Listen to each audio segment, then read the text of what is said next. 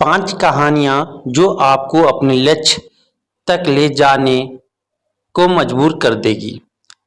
अगर आप मजबूत बनना चाहते हैं तो सबसे पहले अपनी कमजोरियाँ दूर करें। एक बार कमजोरियाँ दूर हो जाएंगी तो फिर आप कुछ भी कर सकते हैं। नमस्कार दोस्तों, स्वागत है आपके अपने चैनल पे। अगर इस चैनल पे आप नए हो तो चैनल को सब्सक्राइब करें और बेल आइकन को प्रेस कर दें। चलिए बिना लेट के हुए स्टार्ट करते हैं आज की कहानी। सफलता का रहस्य। सुकरात। एक बार एक व्यक्ति ने महान फिलोसोफर सुकरात से पूछा कि सफलता का रहस्य क्या है? What is the secret of success? सुकरात ने उस इंसान को कहा कि वह कल सुबह नदी के पास मिले, वहीं पर उसे अपने प्रश्न का जवाब मिलेगा। जब दूसरे दिन सुबह वह व्यक्ति नदी के पास मिला तो सुकरात ने उसको नदी में उतरकर नदी गहराई की गहराई मापने के लिए कहा। वह व्यक्ति नदी में उतरकर आगे की तरफ जाने लगा। जैसे ही पानी उस व्यक्ति के नाक तक पहुंचा, पीछे से सुकरात ने आकर अचानक से उसका मुंह पानी में डुबो दिया। वह व्यक्ति बाहर निकलने के लिए छटपटाने लगा, कोशिश करने लगा, लेकिन सुकरात थोड़े ज्यादा स्ट्रोंग थे। सुकरात ने उसे काफी देर तक पानी में डुबोए रखा। कुछ समय बाद सुकरात ने उसे छोड़ दिया और उस व्यक्ति ने जल्दी से अपना मुंह पानी से बाहर निकालकर जल्दी जल्दी सांस ले ली। सुकरात ने उस व्यक्ति से पूछा, जब तुम पानी में थे तो तुम क्या चाहते थे? व्यक्ति ने कहा, जल्दी से बाहर निकलकर सांस लेना चाहता था। सुकरात ने कहा, यही तुम्हारे प्रश्न का उत्तर है। जब तुम सफलता को उतनी ही तीव्र इच्छा से चाहोगे जितनी तीव्र इच्छा से तुम सांस लेना चाहते हैं, तो तुम्हें सफलता निश्चित रूप से मिल जाएगी। अभ्यास का महत्व। प्राचीन समय में विद्यार्थी गुरुकुल में रहकर ही पढ़ा करते थे। बच्चे को शिक्षा ग्रहण करने के लिए गुरुकुल में भेजा जाता था। बच्चे गुरुकुल में गुरु के सानिध्य में आश्रम की देखभाल किया करते थे और अध्ययन भी किया करते थे। वरदराज को भी सभी की तरह गुरुकुल भेज दिया गया। वहां आश्रम में अपने साथियों के साथ घुलने मिलने लगा लेकिन वह पढ़ने में बहुत ही कमजोर था। गुरुजी की कोई भी बात उसके बहुत कम समझ में आती थी। इस कारण सभी के बीच वह उपहास का कारण बनता है। उसके सारे साथी अगली कक्षा में चले गए, लेकिन वो आगे नहीं बढ़ पाया। गुरुजी ने भी आखिर हार मानकर उसे बोला, बेटा वरदराज, मैंने सारे प्रयास करके देख लिए हैं। अब यही उचित होगा कि तुम यहाँ अपना समय बर्बाद मत करो, अपने घर चले जाओ और घर वालों की काम में मदद करो। वरदराज ने भी सोचा कि शायद विद्या मेरी किस्मत में नहीं है और भारी मन से गुरुकुल से घर के लिए निकल गया। दोपहर का समय था। रास्ते में उसे प्यास लगने लगी। इधर उधर देखने पर उसने पाया कि थोड़ी दूर पर ही कुछ महिलाएं कुएं से पानी भर रही थी। वह कुएं के पास गया। वहां पत्थर पर रस्सी के आने जाने से निशान बने हुए थे। तो उसने महिलाओं से पूछा, यह निशान आपने कैसे बनाए? तो एक महिला ने जवाब दिया, बेटे, यह निशान हमने नहीं बनाए, या तो पानी खींचते समय इस कोमल रस्सी के बार बार आने जाने से ठोस पत्थर पर भी ऐसे निशान बन गए हैं। वरदराज सोच में पड़ गया। उसने विचार किया कि जब एक कोमल सी रस्सी के बार बार आने जाने से एक ठोस पत्थर पर गहरे निशान बन सकते हैं, तो निरंतर अभ्यास से मैं विद्या ग्रहण क्यों नहीं कर सकता। वरदराज ढेर सारे उत्साह के साथ वापस गुरुकुल आया और अथक कड़ी मेहनत की। गुरुजी ने भी खुश होकर भरपूर सहयोग किया। कुछ ही सालों बाद यही मंदबुद्धि बालक वरदराज आगे चलकर संस्कृत व्याकरण का महान विद्वान बना, जिसने लघु सिद्धांत कौमुदी, मध्य सिद्धांत कौमुदी, सार सिद्धांत कौमुदी, गिरवान पदमंजरी की रचना की। शिक्षा। दोस्तों, अभ्यास की शक्ति का तो कहना ही क्या है, यह आपके हर सपने को पूरा करेगी। अभ्यास बहुत जरूरी है, चाहे वो खेल में हो या पढ़ाई में या किसी और चीज में। बिना अभ्यास के आप सफल नहीं हो सकते हो। अगर आप बिना अभ्यास के केवल किस्मत के भरोसे बैठे रहोगे तो आखिर में आपको पछतावे के सिवा और कुछ हाथ नहीं लगेगा। इसलिए अभ्यास के साथ धैर्य, परिश्रम और लगन रखकर आप अपनी मंजिल को पाने के लिए जुट जाएं। अभिनव बिंद्रा जिद और जुनून ने दिलाया गोल्ड।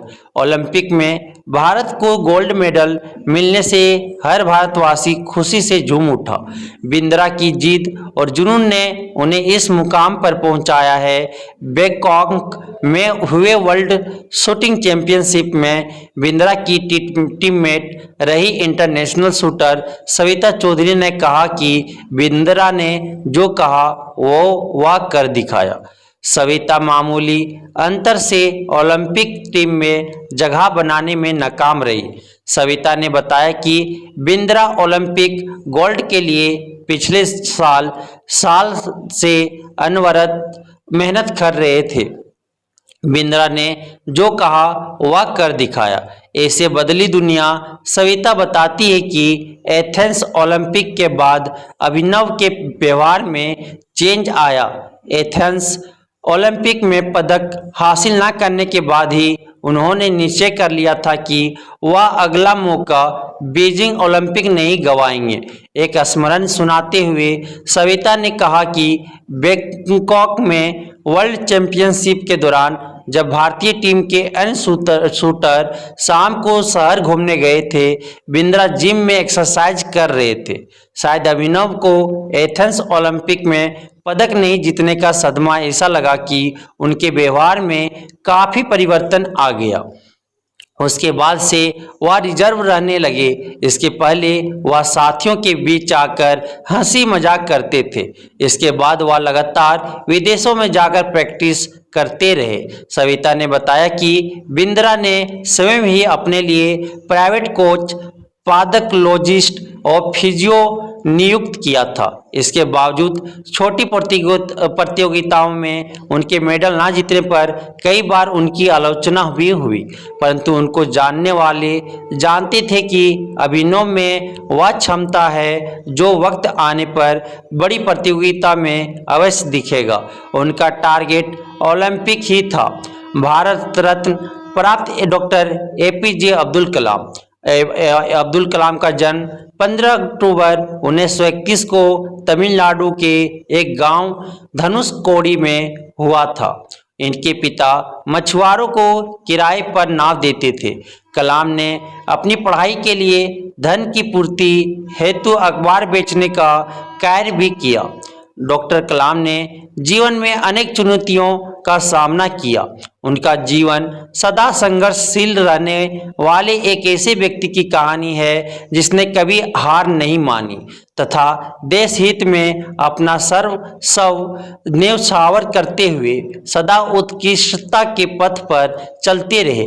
71 वर्ष की आयु में भी वे अथक परिश्रम करते हुए भारत के सुपर पावर बनाने की ओर प्रयासरत थे। भारत रत्न डॉक्टर अब्दुल कलाम भारत के 11वें राष्ट्रपति बने।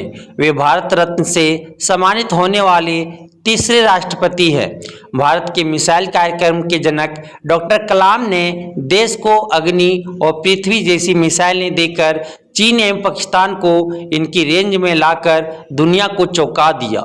एक बार एयरफोर्स के पायलट के साक्षात्कार में 9वें नंबर पर आने के कारण कुल 8 प्रत्याशियों का चयन करना था। उन्हें निराश होना पड़ा था। वे ऋषिकेश बाबा शिवानंद के पास चले गए एवं अपनी व्यथा उन्हें सुनाई। बाबा ने उन्हें कहा, एक्सेप्ट और destiny and go ahead with your life. You are not destined to become an Air Force pilot. What you are destined to become is not revealed now, but it is predetermined. Forget this failure as it was essential to lead you to your existence. Become one with yourself, my son.